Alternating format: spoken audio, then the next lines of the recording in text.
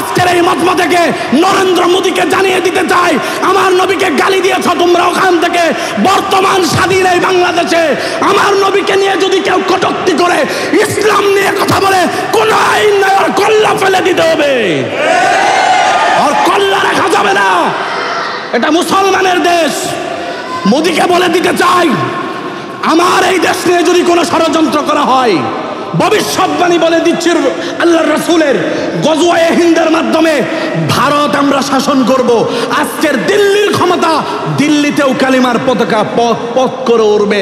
তোমরা বোকার স্বর্গে বাস করছো, তোমরা ভাবছো বাংলাদেশ দখল করবা। আরে আমরা মুসলমান তো স্বপ্ন দেখি পুরা দুনিয়া মুসলমান শাসন করবে ইনশাআল্লাহ, পুরা দুনিয়া।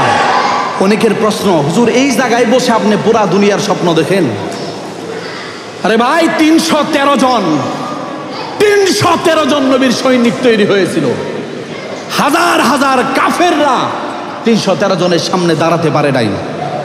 আজও যদি মুসলমান ইমানের বলে বলিয়ান হয়, ইসলামী সংস্কৃতি আর স্বকীয়তার মাধ্যমে সে তার সমাজকে গঠন করে, পরিবারকে গঠন করে, ব্যক্তি জীবন গঠন করে, আর এরপরে রাষ্ট্রীয় গঠন করার চেষ্টা করে, তাহলে পুরা দুনিয়ার ইহুদিবাদ, নাস্তিক্যবাদ, মুরতাদ সব এক হয়ে মুসলমানের পায়ে লুটিয়ে পড়তে বাধ্য হবে।